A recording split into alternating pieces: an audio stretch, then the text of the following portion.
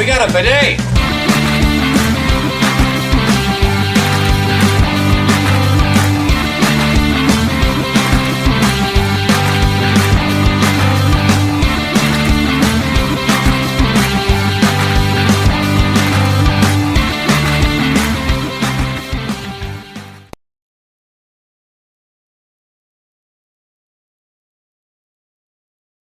Hey everybody, and welcome back to another video. In today's video, we are talking about the next episode in the Kenobi series on Disney Plus. We are now on part 5 of the series, 5 out of 6.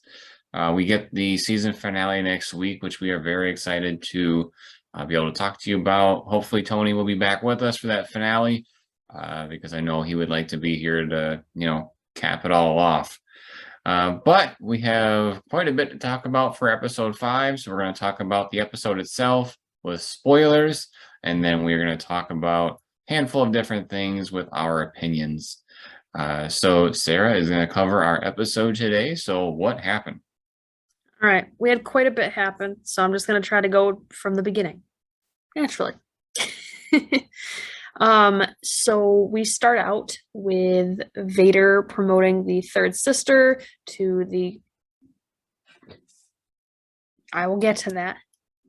I was just pointing out Vader. Oh, sorry, I thought you were referencing something else. There's a very brief scene in the very beginning I'm going to get to later because it's a reoccurring scene, if you will. So we'll get to that in a second. I know I said I'd start from the beginning, I lied. Anyway, Vader promotes the third sister to the Grand Inquisitor position after finding out that her tracker worked and that Obi-Wan and the rest of the Rebel team, or at least Obi-Wan, is on his way to Jabeam. We get a flash of a lightsaber battle. This is what I was just referencing, actually, that we started out with. We see several of these occurrences of this battle throughout the episode, trying to portray who's winning in current day between Vader or Anakin and Obi-Wan. So we get to see them do their little lightsaber battle and, bicker back and forth and whatnot over different fighting techniques and whatnot. The Empire uses Lola, which is Leia's little robot friend, to seal the hangar roof closed by crossing some wires.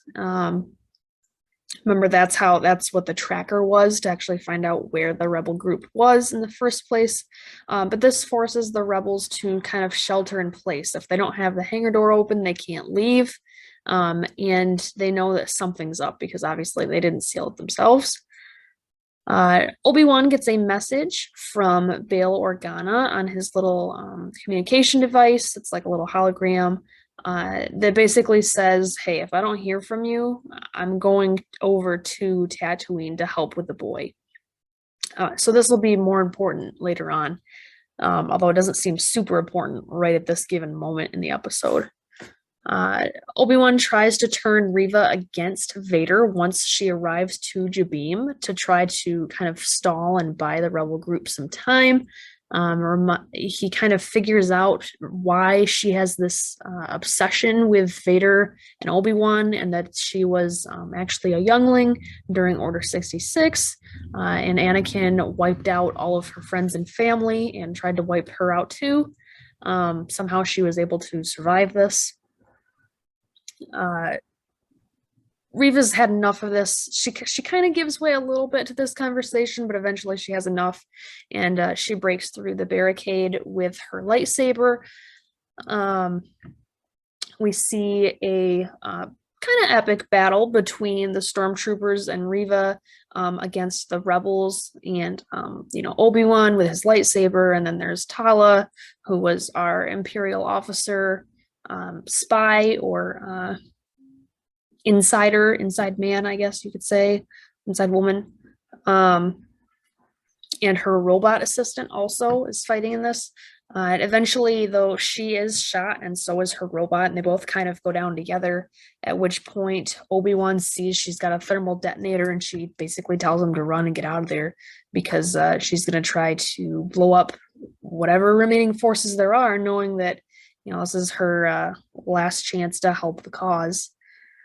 Um, Meanwhile, Leia is up in a vent working on trying to get the wiring fixed for getting that hangar door open.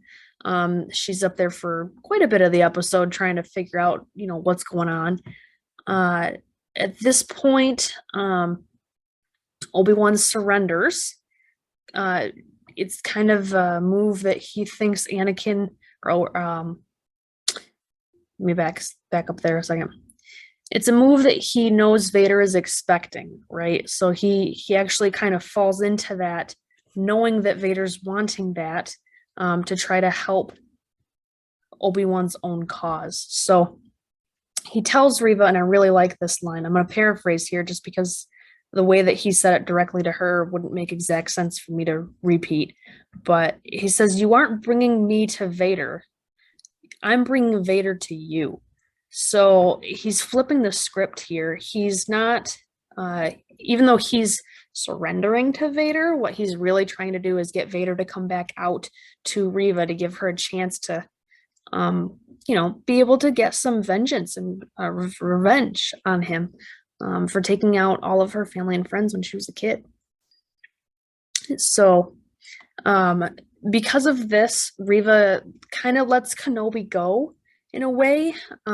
She allows him to go behind the barricade door with a couple stormtroopers, which he very easily takes out. So, Reva let Kenobi go into the base, right? And then that kind of lures Vader to go into the base because he knows that Kenobi's behind that barricade door. So Vader has to go in there in order to go get Kenobi. So before Vader enters, that's pretty much right around the time that Leia fixes the hangar door. And she also finds her little robot Lola and is able to take out that Imperial chip to turn Lola back into her normal friend. Everyone starts boarding the ships. Vader shows up and demonstrates his strength by trying to pull one of the ships as it tries to fly away.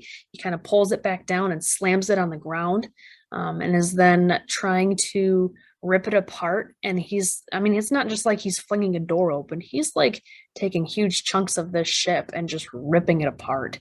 But as he's distracted with this and trying to find whoever is on this ship, we see a smaller ship behind this one take off and fly into the sunset, if you will. So clearly everybody must have been on that one. Reva approaches while Vader sees the ship flying away, and she tries to kill him / battle him. I say that because her initial strike attempt didn't work because he's able to stop her with the Force. Then they have a pretty cool battle back and forth. Eventually, she loses, and he stabs her in the gut with the lightsaber, much like she did with the Grand Inquisitor in a previous episode. Right about here is where the original Grand Inquisitor that she had stabbed approaches and kind of taunts her. It's amazing what revenge does to the will to live, kind of a thing, showing that, hey, I'm alive, even though you tried to kill me. He and Vader then leave Reva to die. We don't actually see her die, so we don't know for sure that she's dead, but she's hurt pretty bad. We kind of saw in a flashback that she was stabbed once as a kid by Anakin, so this is the second time she's been stabbed in the gut. If that means anything in terms of, how many times can you get stabbed there and survive. But what we do see is that she finds Kenobi's little communication puck with that message from Bail Organa. And it's not a perfectly clear message, and I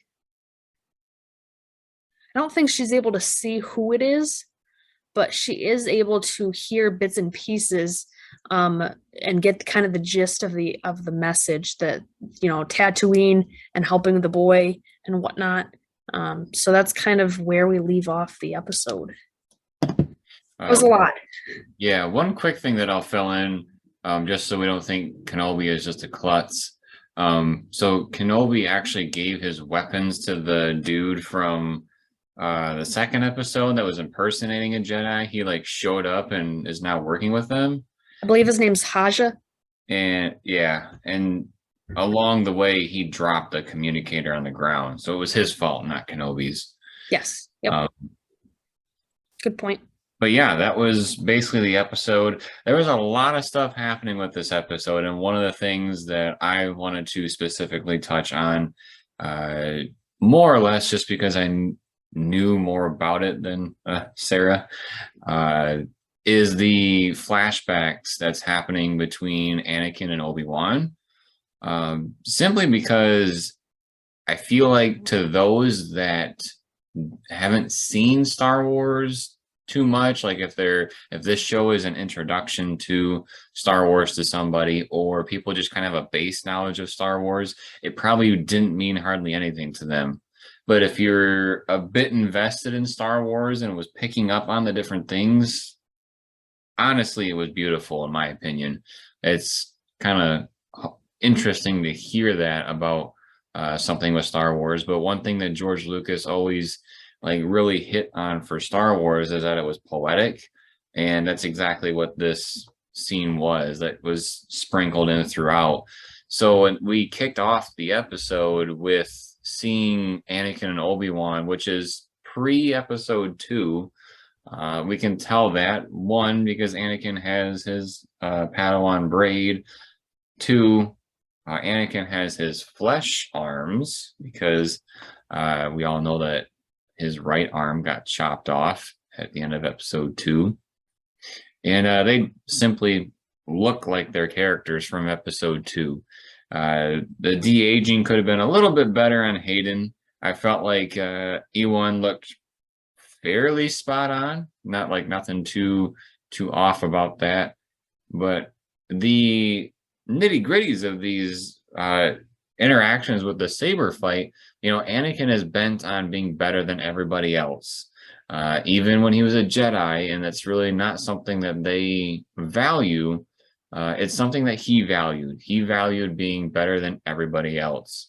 So when they're sparring back and forth, Anakin wants to show Obi-Wan that he is better than him. So he is doing everything he possibly can to disarm Obi-Wan. Obviously, he's not trying to kill him, because at this point, they're still master and apprentice and everything is good. But these scenes are going back and forth with the episode. It's not like we see all of the Coruscant stuff and then we see the rest of the episode. The Coruscant battle stuff is happening throughout the episode. And what's interesting is that this battle is kind of reflecting what's happening in the show.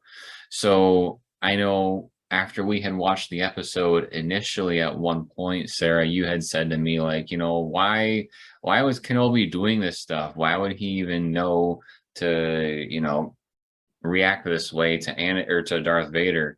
And I had said, it's because Obi-Wan was reflecting on their time together. So throughout their battle in the prequel flashback stuff, Kenobi is saying, like, you're too aggressive. You're trying to, do things that aren't the Jedi way. And Anakin doesn't really care. And so he kind of plays into that idea of, oh, he's going to do whatever he can to get what he wants. Which is at the point where Kenobi is like you said, I'll give him what he wants. I'll give him what he expects. And so we kind of start to see, this is how his rationale is happening throughout the episode. So that kind of plays into a handful of the different interactions that happen. But another really cool piece to this is that not only is it, showing stuff that's happening in the episode, but it kind of foreshadows Revenge of the Sith as well, which is kind of a weird way to think about it, because this show takes place after that movie, but yet the stuff that's happening in it foreshadows what happened before, because we see different things happening. One is when Anakin is on the offensive and he's really trying to, take out Kenobi, or disarm him, I should say, he is 100% mimicking his battle tactics when they fight on Mustafar and Revenge of the Sith. So when they're actually trying to kill each other, so to speak, Anakin is tapping into that, and Obi-Wan is just playing on the defense, making sure, he gets out of this thing without a scratch. There's also another piece where Anakin gets Kenobi basically on the ground with his saber holding up, trying to defend himself, and Anakin is just wailing on him. And this is foreshadowing. This one is actual foreshadow because it happens later. This foreshadows Luke when he is, hammering away at Vader, except when Anakin's doing it, he's not stopping. He's doing it so that he can actually win. Whereas when Luke does it, he eventually stops and realizes, oh, hey, I've gone too far.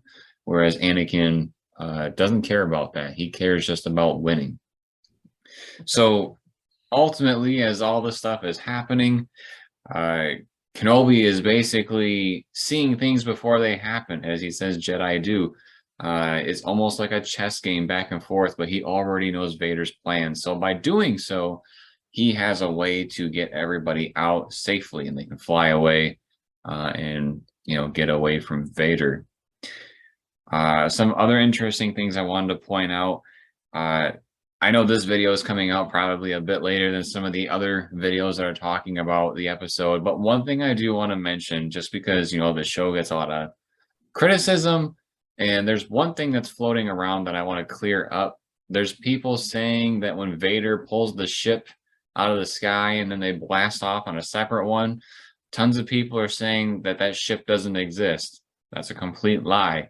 If you pause when the ship is in the air and Vader is holding on to it and you look, it's not in your face, but it is there. So rest assured, the ship is there and they didn't just pull it out of nowhere.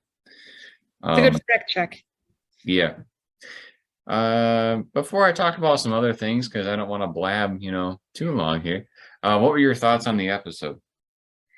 I had some really mixed thoughts. I know the one before this wasn't a super great one, so I was hoping this one would be better.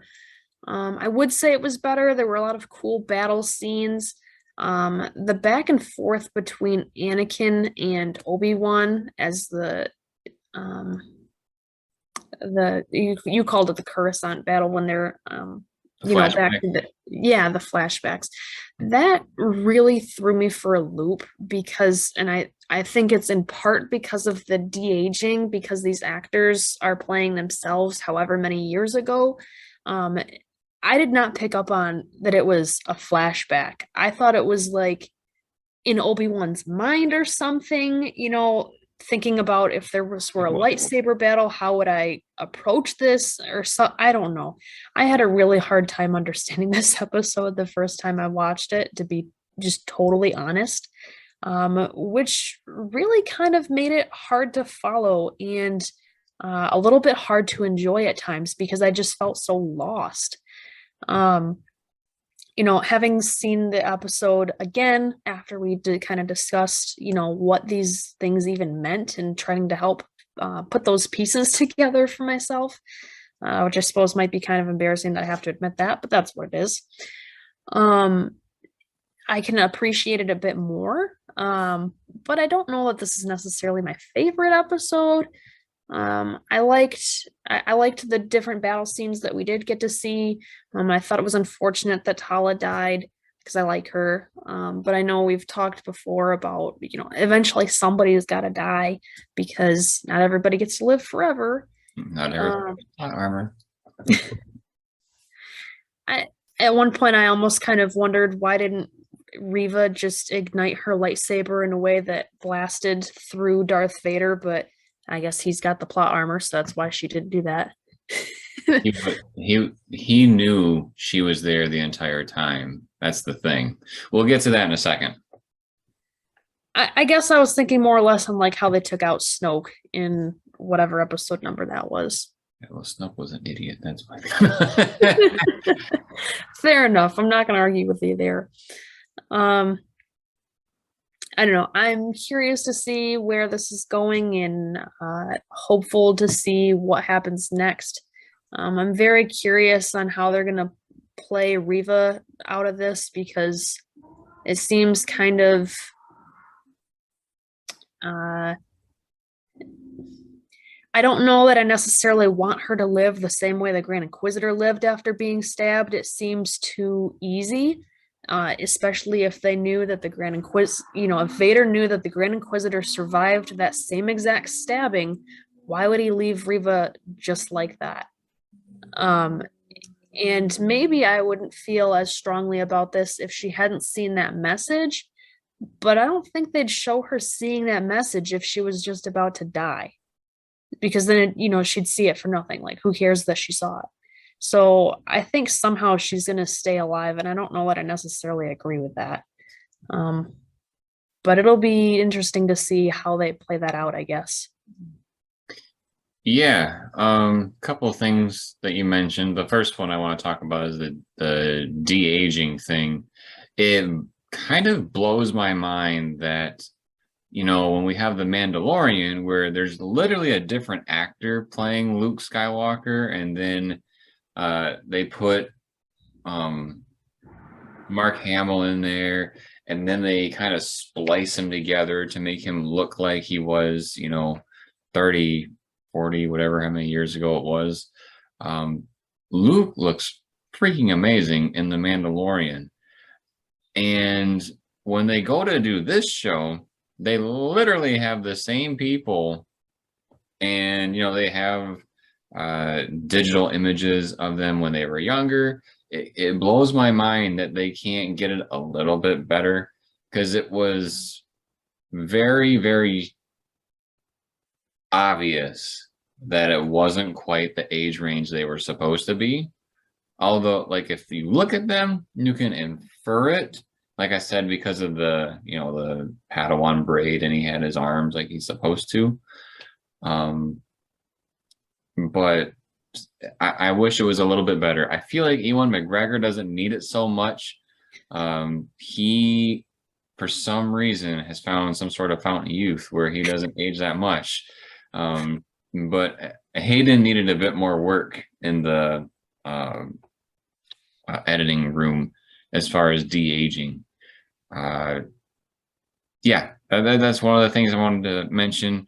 The second one is just alluding back, or going back to what I had mentioned.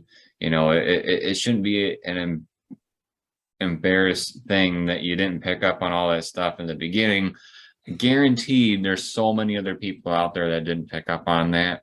I would even go to say there's hardly anybody that picked up that those fighting sequences were the exact same from or mirrored the other stuff. It's not obvious. I think what they were trying to get across was that they're mimicking what's happening in the present, but the like lightsaber stuff was the sprinkles on top.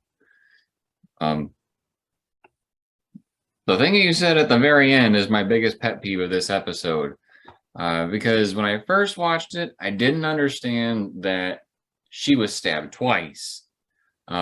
I kind of overlooked that, and then we watched it the second time. I realized she was stabbed twice. Reva is a human, okay?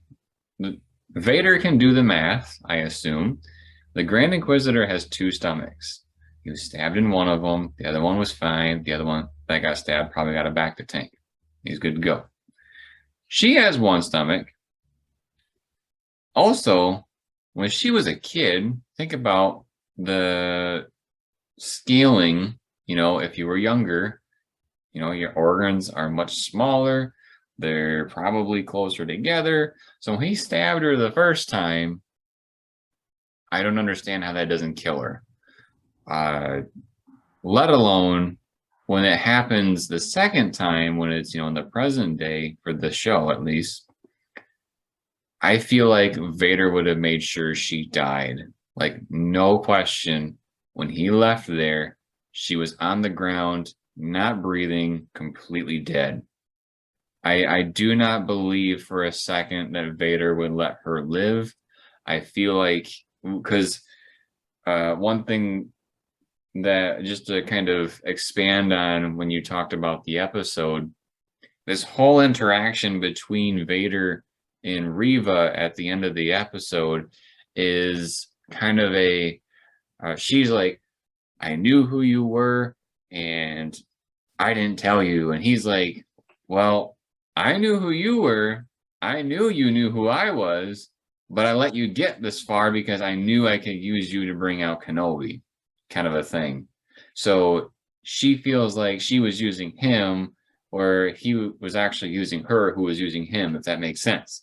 So basically, he is the mastermind and he actually gets to toy with her this entire time. She's trying to gut him with a lightsaber and he's just using the force to be like, we literally see his hand just quick motion, almost as if he's doing baseball signals and stopping every little thing that she's trying to do. And then he eventually gets to that point where he's like, well, maybe I'll give her a chance. And honestly, Let her think she has a chance. yeah, let her think she has a chance. One of the coolest things that I thought from this battle, like, even though the whole force thing was super cool, we saw in episode 2. I mean, if you've seen Rebels before, you know this as well. But for this show specifically, if you've seen episode 2, you know that the Inquisitor's lightsaber, when it spins, it's used for intimidation. It's used to kind of get in someone's face and have that whirling of, oh my goodness, there's like this very intimidating saber that's, whipping in my face, and there's something very scary behind it. She's trying to use it to defend herself, like, Vader, stay away, oh my goodness, trying to keep him back. And Vader, like, stops the saber from spinning and then takes it from her. Like, this is just showing how much more he is in control of her. And this is where we get to the point where, he separates the saber in half, throws one half at her feet, and then they kind of duke it out with sabers. The whole exchange was really cool, just to kind of, again, emphasize Vader's abilities.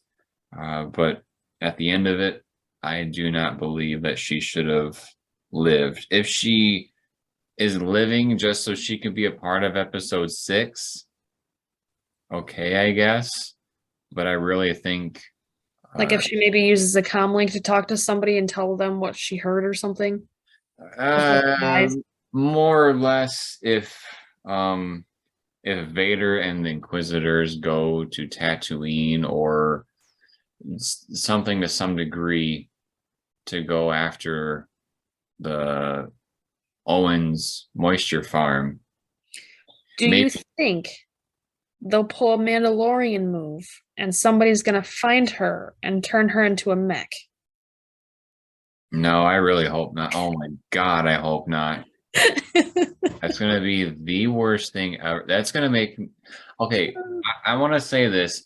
I do not hate Reva, okay? Reva was a very annoying character at first.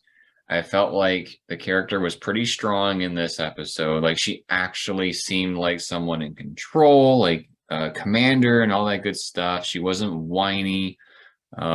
She actually had reason. If they did that to her to keep her around, I think I would hate the character from then on out, just because it's so cheap. This show, like, one of the biggest things about this show is that, the one thing that we do not get is that we have no sense of Kenobi actually being in trouble, because we know he's going to survive. We know that Luke can't die. We know that Leia can't die. We know all these characters that can't die. So when they go to make this show, we have to think, okay, who could die? Who could be susceptible to death? Well, literally anybody we've never heard of, because just like Rogue One, let's introduce a bunch of new characters and blow them up at the end. They could do whatever they want with that, but I feel like there hasn't been any sort of fear that people can die in this show. Yes, we saw Tala and the droid die in this episode. We saw townspeople get their necks snapped and stuff in episode 3, but they they died and they're gone, and like I don't want to say that there's a purpose for it, but when they die, you expect them to be gone, okay? Whereas like Riva, everybody kind of felt like, oh, at the beginning of the show, we really want her to die. I was just in between on that kind of a subject, but if somebody is stabbed like many other Jedi have in the past, and those Jedi have died, I have to admit it's like being spit in the face of like the people that saw Qui-Gon die from being stabbed in the chest. I mean, I guess we didn't see where she was stabbed, but again, either they're going to put Riva up on this pedestal and force her down our throats, or they're gonna and also take away from Vader's character. Because I mean, I don't know if I've told you, but Anakin, when he turned to Vader, he did not want anybody to know that he did that. If someone walked up to him and said, "Hey, I know who you used to be," right then and there, he would kill them. No questions. So the fact that she knew who he was kind of takes away from his character in the sense that he kills anybody that knows. And Vader knew she survived Order 66. He knew it this whole time. She did what he needed her to do. So then, therefore, she's expendable. So he could have just gotten rid of her. But he didn't. And as much as I think Vader is the best part of the show so far. But that one thing was kind of like an insult to his character. That and his stupidity from episode 4 when he was like, "I'm going to kill you." You did what? You're tracking them? Okay, you good. Even though he knows, where they're eventually heading. That's my soapbox for the moment. Seems like I pressed a nerve there. Well, it's the big thing I wanted to talk about for this episode in particular. Somehow she's got to be alive, otherwise her seeing that message meant nothing. So Yeah, I I don't know. really hope it's kind of what you said, where she'll contact somebody with her last breath or something and then die. But I do not think that's going to happen. I mean, there's a couple of reasons why I feel that way. But we don't need to get into that nitty-gritty stuff. One of the things also, just to brighten the mood a little bit, it was cool to see that Vader was once again using something we saw in the video games when he ripped the ship out of the sky and pulled it back down.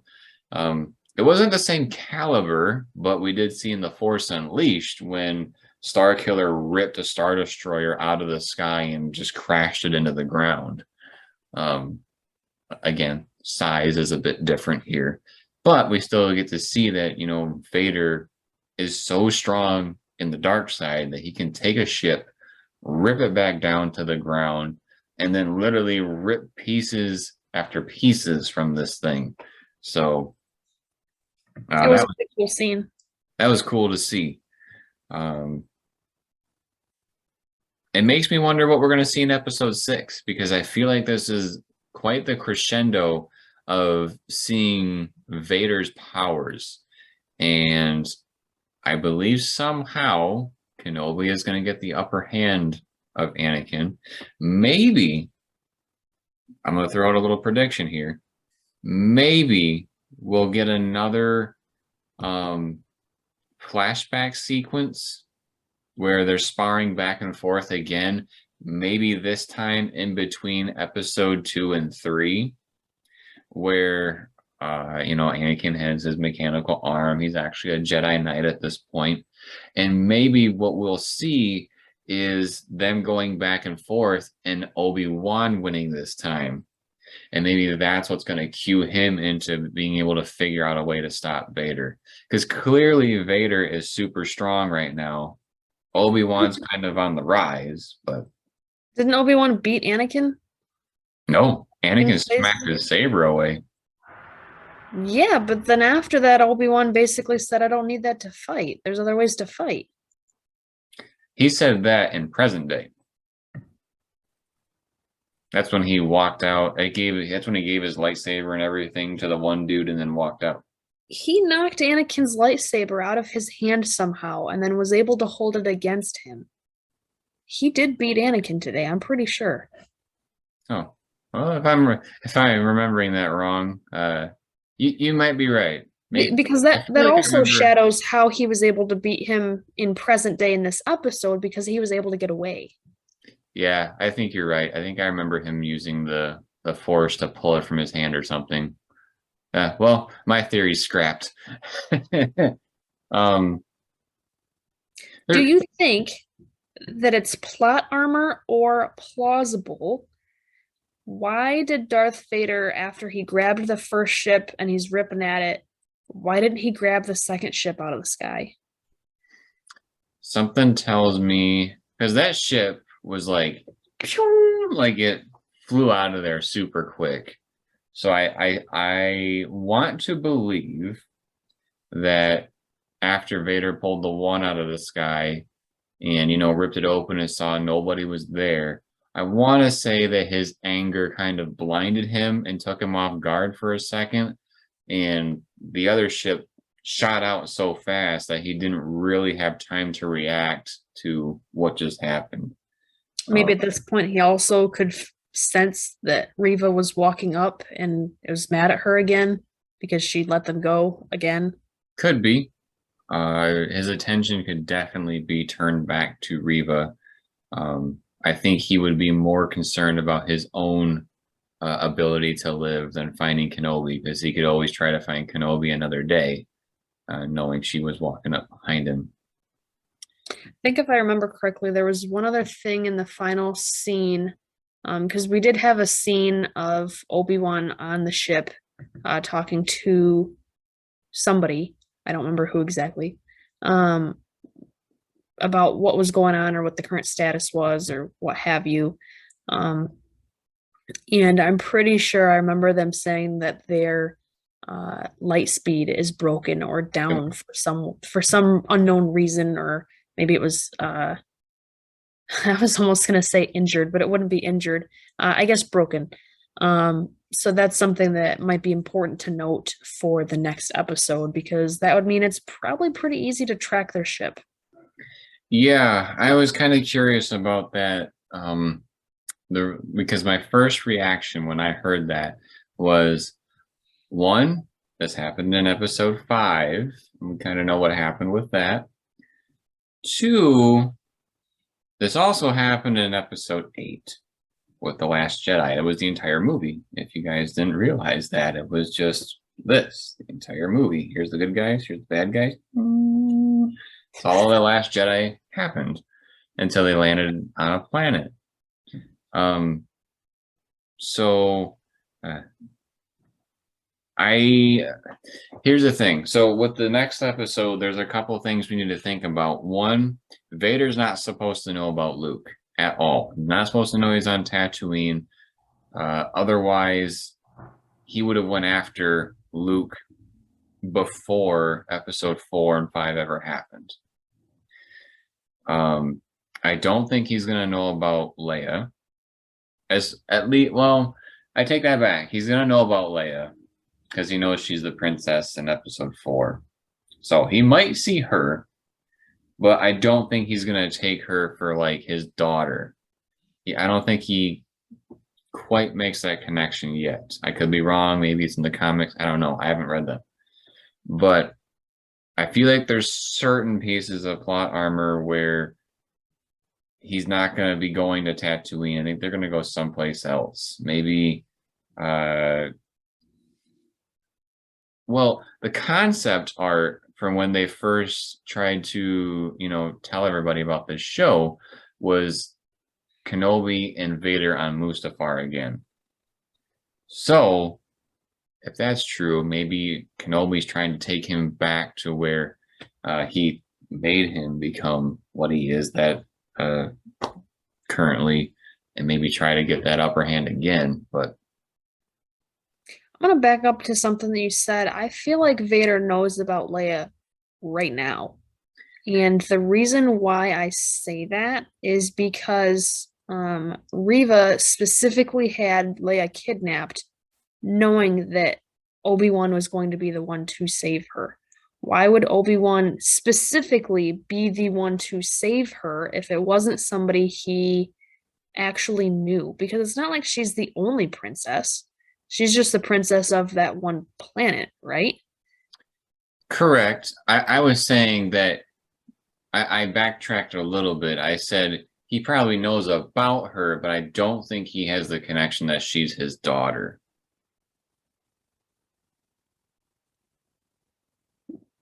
Then what would be the connection between her and Obi-Wan? Uh, her father, Bail Organa, worked with Kenobi, just that they're friends. I suppose. We had a little bit of what do you call that? Rebuttal from the cat in his 2 cents.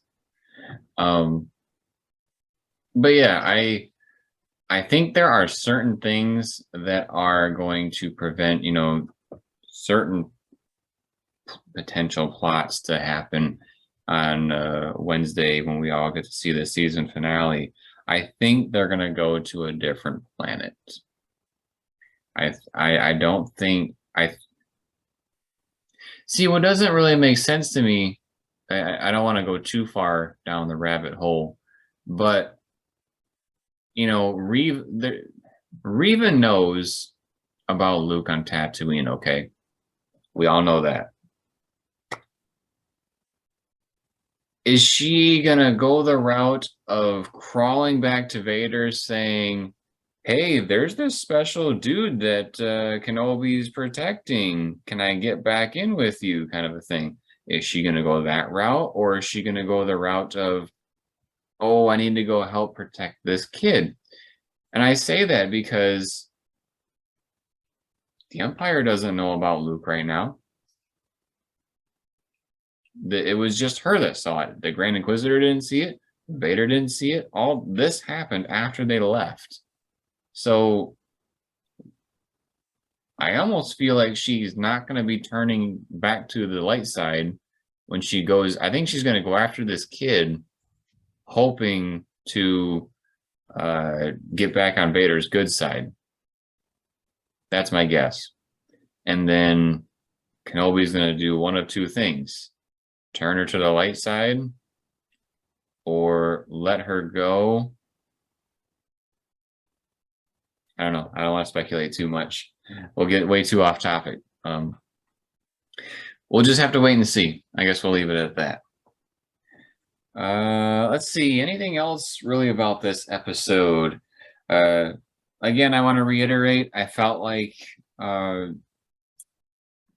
Reva was much better in this episode. I really I'm not the biggest Reva fan, but I thought she did really well in this episode. The flashback stuff was amazing. I really enjoyed that. And I continue to say that Vader is the star of the show, and it's the same thing in this episode. They should have called it Vader. What do you think? I don't think we've seen Vader enough to be able to call this show Vader, but if I meant anything, more or less, what are your final thoughts? I feel like this show has more been about Leia, and maybe it should have been called Leia. How about that? I don't know about that. I feel like she's emphasized a little too much. I will add to that I think Leia is being given a little more credit than she should. I know there's the argument, Anakin was a little kid and he built C-3PO, so you know, she's his son, so maybe she kind of has those traits where she's mechanically inclined and can do all this stuff. Um, She was a more minor character this episode. I was able to appreciate that. She was there, she was helpful, but she wasn't one of the major characters for the episode. right. Yeah. That's all the other thoughts I got. I gave you all of them. Sounds good. Well, we talked about this episode quite a bit. Uh, we will be anxiously awaiting to see what happens in the season finale.